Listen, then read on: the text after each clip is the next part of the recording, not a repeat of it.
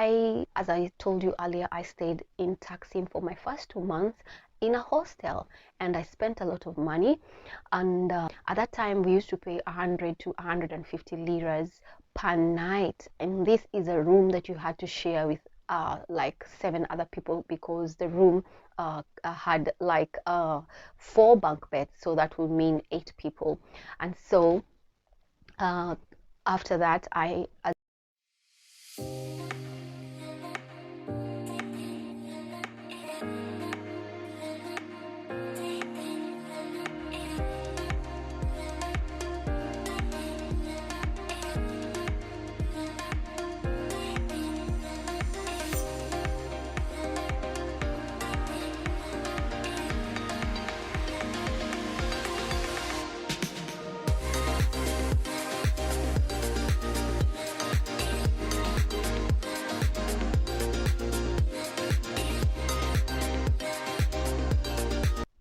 Hello guys, hi, and welcome back to my channel. Welcome back. Happy New Year, happy 2024.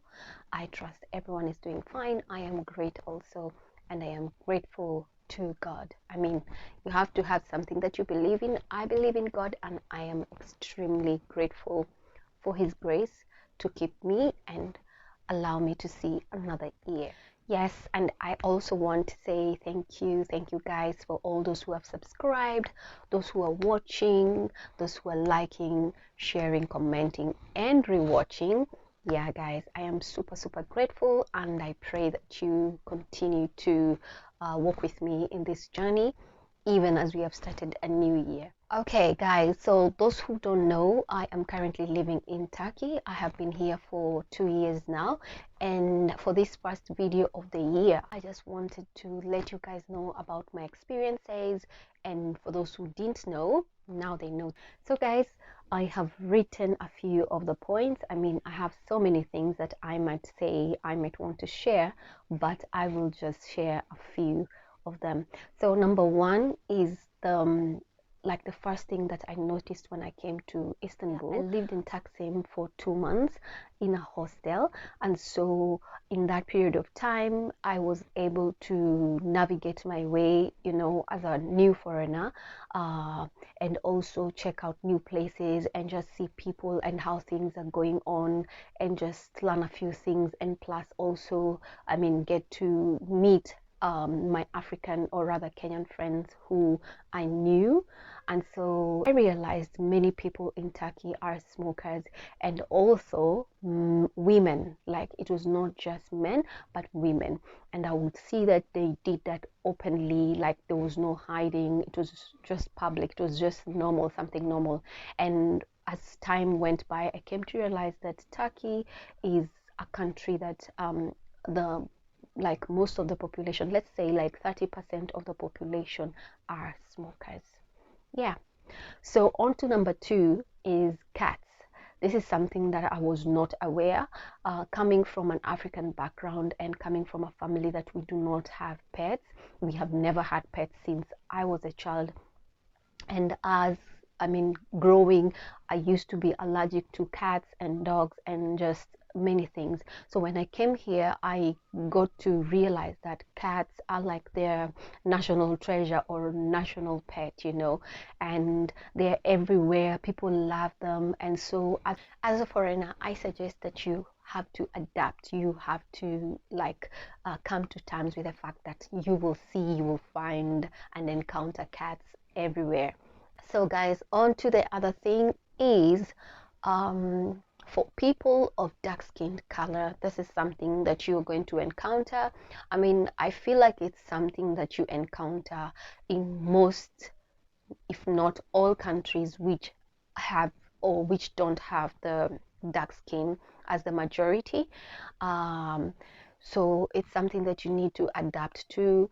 For me personally, I have lived in a different country, and so I went through this, but it is what it is. So it's something that you need to, I mean, just gear up for. You need to learn how to take it in. Sometimes it can be really upsetting, but you just have to be positive, because you are in a foreign country and there's nothing that you cannot do.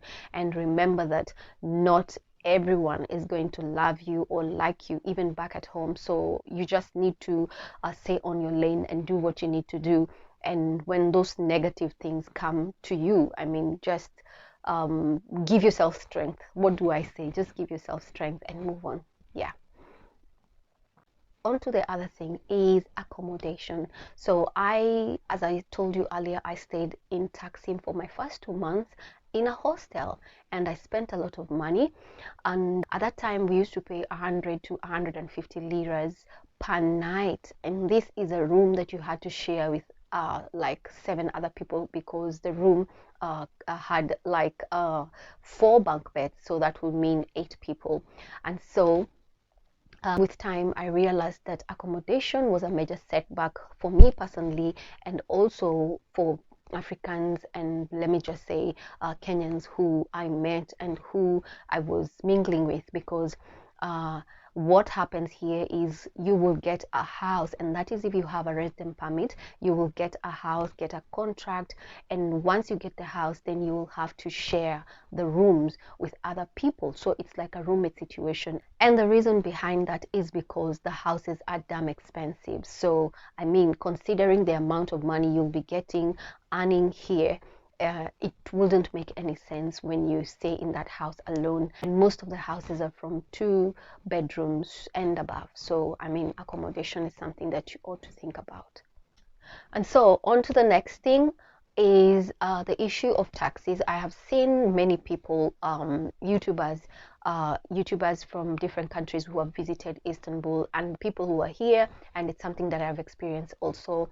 Taxis can be really crazy when you're a foreigner, and mostly when you are new, because a lot of taxi drivers tend to like charge you higher than the normal rate, and they don't want to use the meter. So it can be really tricky. Either you end up paying a lot, even like double, just because you are a foreigner, or you end up being verbally or physically abused in some instances, which is something, you know, you don't want, nobody wants to encounter. So it's something that you need to know how to figure out. I mean, in terms of your transportation, I mean, in Istanbul, personally, I can say there are many means of transportation. Even from the airport, you can use the bus. From Istanbul airport, or I believe from the other airports, there's always a bus. So you can use the bus, you can use the taxis, I mean, or you can get someone, if you know someone, to come and pick you up. So it's up to you, but taxis is something that you need to be aware of. Something else is Turkish people do not relate themselves to the Arabs. They say they are not Arabs. They have nothing to do with Arabs. Even if they can speak the Arabic language, they tend to like differentiate themselves from Arabs. So that is something that you need to know, because when you call them an Arab, they will not be happy with you. Yes. And then on to the last, almost the last thing, is the fact that when I came here, I realized that most of their foods are served with bread. So you will go somewhere, maybe to a restaurant, and the first thing they will do, or maybe in the middle of the table, you will always find a basket that has bread. I mean, this is part of their culture in terms of food. Yeah, so this is something that you need to adapt to it, because it's part of their culture when it comes to food. Guys, as I finish, my last point is the fact that I have come to love donar. I love donar. Back at home, we call it shawarma, but I just love it. It's really, really delicious, but it also depends where you get it from. So I guess how they marinate the chicken, and also the pita bread, it depends. So I really love a thin pita bread. I love the onions, I love the pickles. I mean, so the combination, sometimes with potatoes, yeah, it depends. So I have just a few spots where I can go and eat this doner, and I just love it. So thank you guys for coming back and watching my videos. I am super grateful, and I feel so blessed for the fact that I am here where I am, even though it's the 4th month. I believe that in this year everything is going to be better, not just for me but for you guys. It's something that you need to keep on feeding your mind. You know, the mindset, it is what really matters. So just be positive, have faith, and do what you need to do.